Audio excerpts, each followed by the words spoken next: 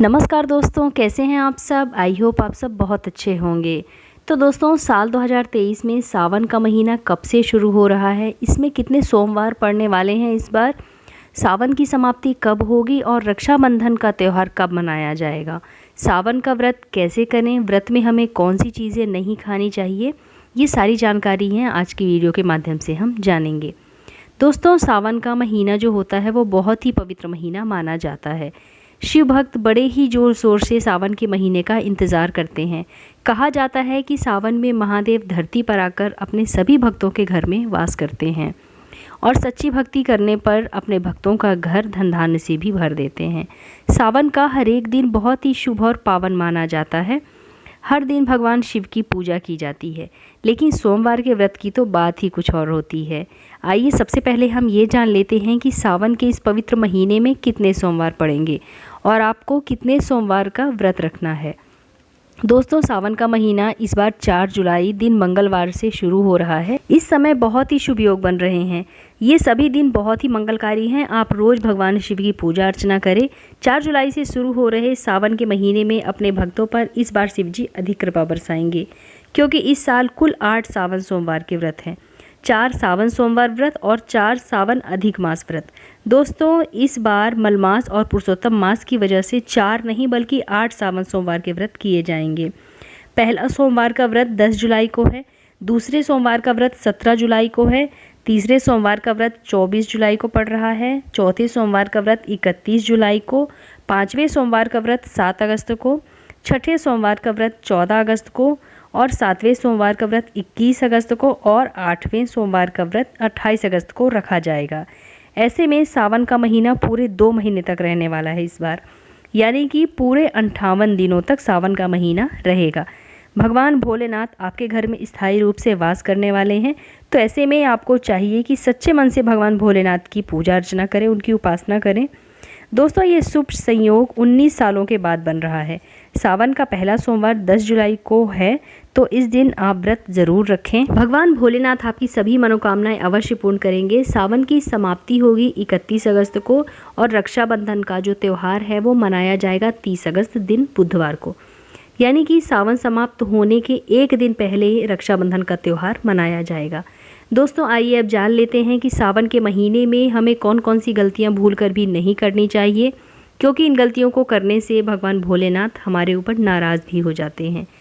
तो सावन के महीने में इस एक फल को कभी भी मत खाइएगा, नहीं तो भोलेनाथ आपसे क्रोधित हो जाएंगे और आपका व्रत भी खंडित हो जाएगा। कुछ ऐसी सावधानियां हैं जिन्हें आपको बरतनी हैं, गलतियां भूलकर भी नहीं करनी चाहिए। तो दोस्तों, व्रतधारी को कभी भी किसी से भी उधार मांगकर कुछ भी नहीं खाना चाहिए, इससे पाप लगता है और हमारा जो व्रत है वो अधूरा रह जाता है। सोमवार का व्रत हो या फिर कोई और व्रत हो, आपको पड़ोसियों से मांगकर कोई फल आदि चीज़ नहीं खानी है। कहते हैं कि व्रत में किसी से मांगकर खाने से हमारा व्रत झूठा हो जाता है। व्रत वाले दिन झूठ नहीं बोलना चाहिए और किसी से भी पैसे या कर्ज के रूप में पैसे उधार नहीं लेने चाहिए। अगर व्रत के दौरान कोई आपको अपनी मर्जी से कोई चीज़ या फिर फल आदि दे रहा है तो आप उसे निसंकोच खा सकते हैं, लेकिन किसी से भी मांगकर या उधार मांगकर आपको कुछ भी व्रत में नहीं खाना चाहिए। इससे आपको व्रत का पूर्ण लाभ प्राप्त नहीं होता है और आपका व्रत भी खंडित हो जाता है। सावन सोमवार का व्रत हो या फिर कोई दूसरा व्रत हो, किसी भी व्रत में आपको नाशपाती नहीं खाना है, क्योंकि इस फल का नाम ही है नाशपाती, यानी कि नाश करने वाला। इसलिए इस फल को व्रत में आपको नहीं खाना चाहिए। व्रत को छोड़कर दूसरे दिन आप नाशपाती खा सकते हैं, लेकिन व्रत के दिन आपको नाशपाती का फल नहीं खाना है और ना ही भगवान शिव को अर्पित करना है नाशपाती। जहाँ पर शिवलिंग हो या फिर जहाँ पर शिव जी की प्रतिमा हो, वहाँ पर आपको भूलकर भी जूते चप्पल पहनकर नहीं जाना है और मंदिर के बाहर भी आपको जूते चप्पल नहीं उतारना है, आप साइड में उतार सकते हैं। मंदिर में हमेशा आपको नंगे पाँव ही प्रवेश करना है, क्योंकि चप्पल जूते हमेशा ही अशुद्ध रहते हैं और इसमें देव शक्तियाँ नाराज़ हो जाती हैं ऐसा करने से। हमारे शास्त्रों में बताया गया है कि जिस स्थान पर शिवलिंग रखा होता है वहाँ पर सभी दैवीय शक्तियाँ सक्रिय रहती हैं। जिससे घर में शिवलिंग रखा होता है उसके घर में सदैव भोलेनाथ की कृपा रहती है। वास्तुशास्त्र के अनुसार शिवलिंग से हर वक्त ऊर्जा का संचार होता रहता है, इसीलिए शिवलिंग पर जलधारा हमेशा रहनी चाहिए, जो ऊर्जा को शांत रखती है। शास्त्रों के अनुसार तुलसी और महादेव का बैर माना गया है। इसी कारण तुलसी में शिवलिंग और गणेश जी की प्रतिमा आपको भूलकर भी नहीं रखनी चाहिए और ना ही शिवलिंग पर तुलसी दल अर्पित करना चाहिए। और तुलसी और शिवलिंग के बीच में आपको थोड़ी दूरी ज़रूर रखनी चाहिए।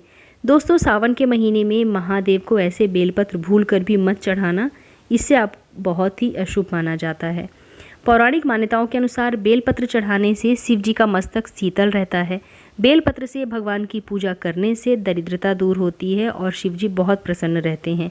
व्यक्ति सौभाग्यशाली बनता है और हनुमान जी भी प्रसन्न रहते हैं क्योंकि वे शिव के ही अवतार माने जाते हैं। लेकिन बेलपत्र को शिवलिंग में अर्पित करने से पहले आपको इस बात का ध्यान ज़रूर रखना है कि बेलपत्र कहीं से भी कटे फटे ना हों। उनके पत्ते बिल्कुल सही और चमकदार चिकने होने चाहिए और बेलपत्र को कभी भी बासी नहीं माना जाता है। लेकिन सोमवार के दिन आपको बेलपत्र नहीं तोड़ना है क्योंकि इससे शिव जी नाराज़ हो जाते हैं। बेलपत्र आप एक दिन पहले तोड़ लीजिए, यानी कि रविवार के दिन ही आप तोड़कर रख लीजिए क्योंकि बेलपत्र को कभी भी अशुद्ध या बासी नहीं माना जाता है। अगर आपको पूजा के लिए बेलपत्र नहीं मिल पा रहा हो तो आप दूसरों के द्वारा चढ़ाए गए बेलपत्र को स्वच्छ जल से धोकर पुनः भगवान शिव को अर्पित कर सकते हैं। इससे आपको पाप नहीं लगेगा और शिव जी बिल्कुल नाराज़ नहीं होंगे। शिव जी की पूजा पूरे विधि विधान से सावन के महीने में आप कीजिए। इससे भोले बाबा आपके ऊपर सदैव प्रसन्न रहेंगे और अपना आशीर्वाद प्रदान करेंगे। दोस्तों, आप भी सावन सोमवार का व्रत अगर करना चाहते हैं तो इन सब बातों का ज़रूर ध्यान रखिएगा क्योंकि अगर आप इन सब बातों का ध्यान रखते हैं तो इससे आपको व्रत का और पूजा का पूर्ण लाभ प्राप्त होता है और महादेव आपके ऊपर क्रोधित भी नहीं होते हैं। उनका आशीर्वाद और उनकी कृपा सदैव हमारे ऊपर बरसती रहती है। तो दोस्तों, उम्मीद करती हूँ आप लोगों को मेरा आज का वीडियो ज़रूर पसंद आया होगा। अगर वीडियो पसंद आए तो इसे लाइक कीजिए, अपने फ्रेंड्स एंड फैमिली के साथ ज़्यादा से ज़्यादा शेयर कीजिए और कमेंट करके बताइएगा कि हमारा वीडियो आपको कैसा लगता है। और अगर आप मेरे इस चैनल पर पहली बार आए हैं तो मेरे चैनल को सब्सक्राइब करके बेल आइकन ज़रूर प्रेस कर दीजिएगा जिससे कि आपको मेरे नए वीडियो के नोटिफिकेशन सबसे पहले प्राप्त हों। तो मिलते हैं अपने नेक्स्ट वीडियो में। तब